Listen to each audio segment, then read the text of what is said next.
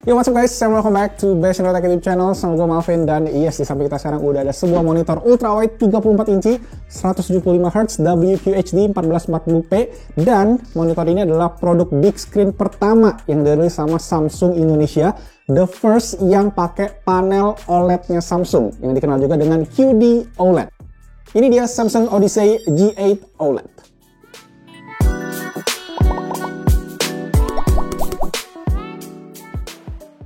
Oke, jadi gue tuh dipinjemin sama Samsung Indonesia karena sebagai penikmat OLED enjoyer, gue tuh penasaran banget sama OLED pertamanya Samsung nih di Indonesia. Ya walaupun dari segi harga ini nggak bisa dimendang-mendingin ya. Ini harganya di atas 20 juta cuy. Wow, dan yes, ini yang dipinjemin unit sampel. Ini boxnya kayak masih ada tulisan Koreanya gitu ya. Jadi bener-bener fresh dari sana. Oke, kita quick unboxing dulu aja. Pertama ada kabel-kabel plus ada adapter power brick yang gede banget guys. Kemudian ada remote karena ini juga ada fitur smart monitor kayak smart monitor Samsung yang lainnya. Terus ada stand, ini 2 piece yang mesti dibaut, dan terakhir tinggal dipasang aja ke monitornya. Sedikit catatan, ini karena unit sampel ada beberapa aksesoris kayak kabel DisplayPort sama adaptor VESA yang nggak ada di dalam box ini, tapi nanti bakalan ada di unit retailnya. Dan yes, here we go, Samsung Odyssey G8 OLED. Desainnya gue kayak wow, ini futuristik banget. Di bagian belakangnya tuh ada ring LED ya, ini namanya core lighting, jadi dia tuh udah RGB di versi yang G8 OLED ini dan bisa diganti-ganti warnanya. Ada style juga, yang mana sebenarnya ini emang ciri khas dari monitor Odyssey-nya Samsung gitu. Curvature-nya ini 1800R, 1800 radius dengan form factor yang super duper slim ya. Tampilan depan juga minimal banget, hampir nggak nemuin logo Samsung, tapi ternyata ada di bagian bawah yang kecil ini. Desain stand-nya juga gue demen banget karena ini simple, minimalis, nggak makan tempat, dan looks-nya industrial gitu ya. Nah, stand-nya ini bisa naik turun, bisa tilt, sama bisa panning sedikit. Nah, mirip sama smart monitor Samsung M8 yang kita cek waktu itu, Odyssey G8 OLED ini punya port yang susunannya agak unik nih ya. Ada mini DisplayPort, micro HDMI 2.1, dan juga USB Type-C yang support PD 65W, dan satu lagi USB Type-C port yang bisa dipakai buat kayak USB hub gitu.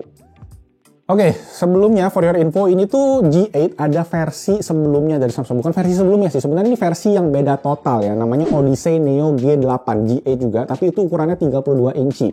Nah, kalau yang G8 OLED ini kode produknya G85SB. Kalau yang G8 sebelumnya itu S32BG85. Bedanya pun juga banyak banget, desainnya beda, ukurannya beda. Ini 34 inci ultrawide, rasio 21:9. Kalau yang G8 sebelumnya itu 32 inci, 16:9. Dan pastinya dari segi panel juga ini beda karena dia udah ada pakai OLED, atau to be precise ini teknologinya namanya Quantum Dot OLED, QD OLED yang dibikin oleh Samsung. Nah, teknologi QD OLED ini tuh juga sedikit beda sama panel OLED yang biasa. Ini lebih baru, jadi keduanya itu memang sama-sama pakai organic LED di setiap pixelnya. Tapi QD OLED ini menggunakan LED biru sebagai basisnya. Dan di atasnya itu menggunakan kayak quantum layer ya, yang bisa mentranslate warna-warna tadi yang dibutuhkan. Paling bedanya yang gua ngeh adalah ada warna kecoklatan gitu pas layarnya kena cahaya lighting kayak gini. Mungkin di kamera nggak gitu kelihatan, tapi kalau di mata asli itu lumayan ke-notice. Nah, benefit dari panel OLED sendiri adalah karena setiap pixel dari panel ini punya LED masing-masing, jadinya dari segi warna, kontrasnya gitu juga dia deep banget ya. Dan response time juga, terutama dari segi gaming, ini tuh bisa dibilang instan, di bawah 1 milisecond, atau secara speknya ini 0,03 milisecond gitu. Jadi minim banget namanya ghosting, bahkan atau bisa bilang nggak ada. Dan coverage warna juga oke banget di panel OLED. Samsung ngeklaim ini DCI P3-nya bisa sampai 99%, dan pas gua tes itu akurat memang. Walaupun dari segi brightness-nya emang OLED itu agak sedikit kurang. Di sini waktu gua tes di standar dynamic range itu 250 nits, dan di HDR itu bisa peaknya sampai 1100 nits di 25% window.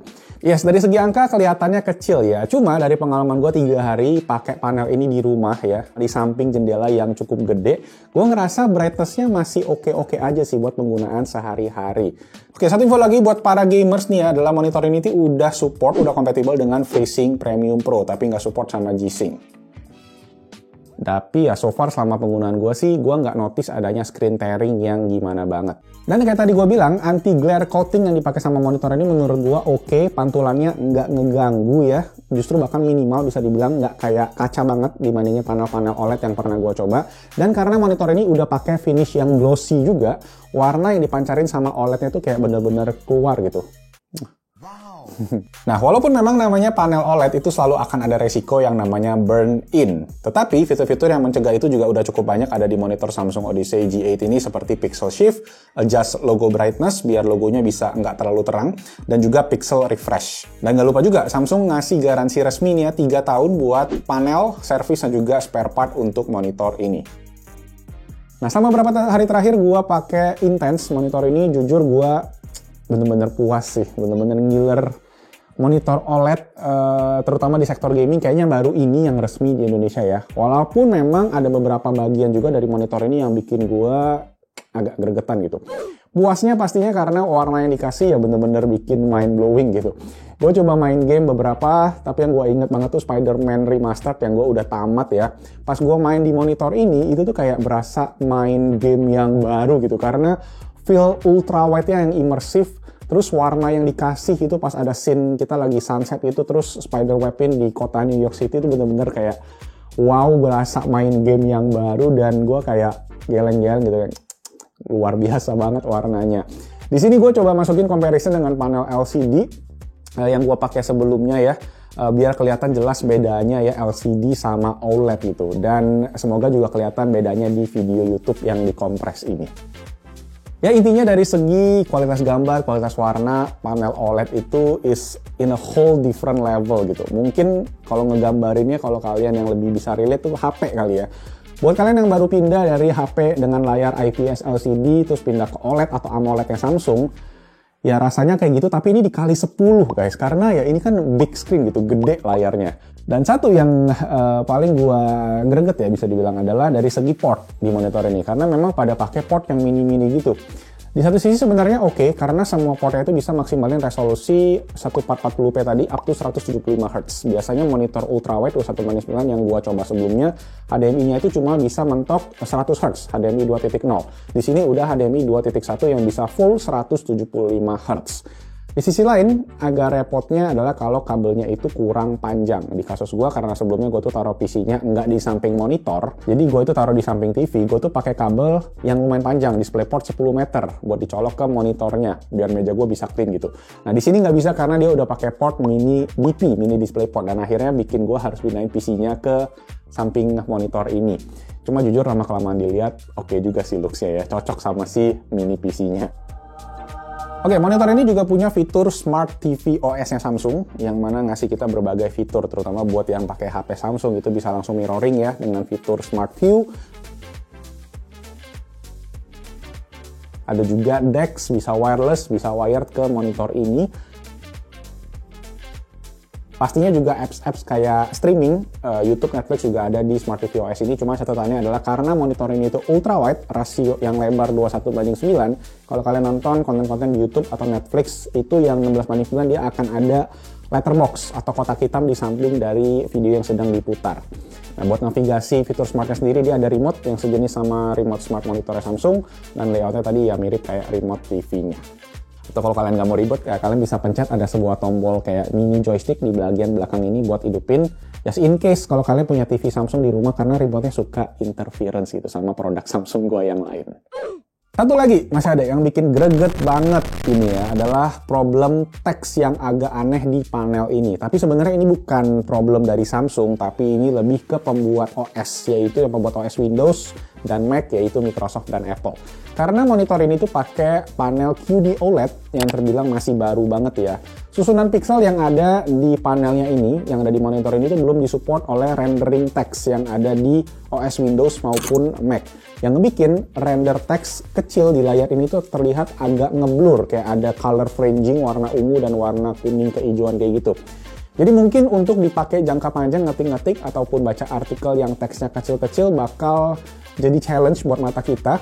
Cuma again ini bukan salahnya Samsung, tapi lebih ke pembuat OS yang semoga kedepannya bakal ada update untuk rendering teksnya yang kompatibel dengan si panel OLED ini.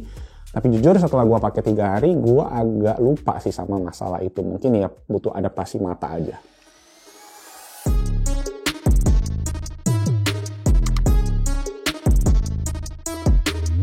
So yes guys, I think itu aja sharing-sharing gue buat produk OLED pertama Samsung di Indonesia. Finally Samsung masukin produk OLED-nya juga. Yes, Dan kesimpulan gue sih buat si Odyssey G8 OLED ini, monitor ini benar-benar ngasih ultimate gaming experience dengan performance dengan panel OLED yang benar-benar wah. Tapi memang masih kurang cocok menurut gue buat productivity. Lebih rekomen buat kalian yang gamers, casual gamers kayak gue ya. Karena tadi problem si render text-nya. Ultrawide QHD 175Hz ini juga secara hardware untuk PC gaming sebenarnya nggak butuh yang high-end banget. Mungkin kayak RX 6700 XT sama 3070 RTX udah bakalan bisa maksimalin resolusi dan FPS-nya. Nah, ukuran 34 inci juga menurut gua pas banget sweet spot, terutama di meja yang mungkin banyak dari kita pakai ukuran 120x60 ya. Ini gua udah cobain 24 inci, 27 inci, 32 inci, bahkan yang 42 inci. Itu masih paling enak personally yang 34 inci ultrawide itu secara ukuran. Dan panel OLED-nya ya ini, once you go OLED black, you never go back. Ini bikin mata bisa dibilang kayak orgasm gitu kali ya. Sama kayak harganya yang mungkin bakal bikin banyak dari kita menitihkan air mata.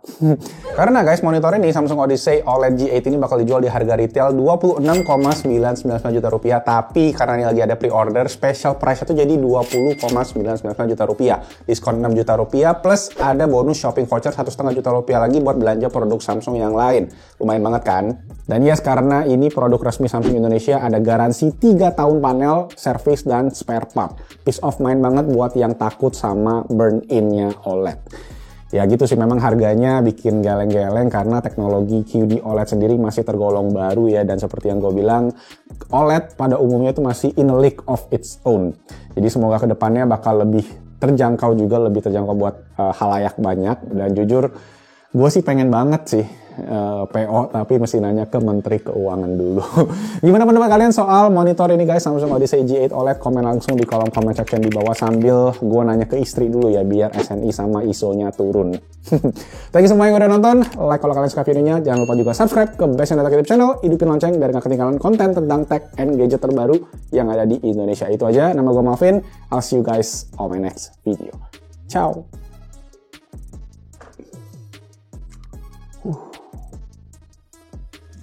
Deep.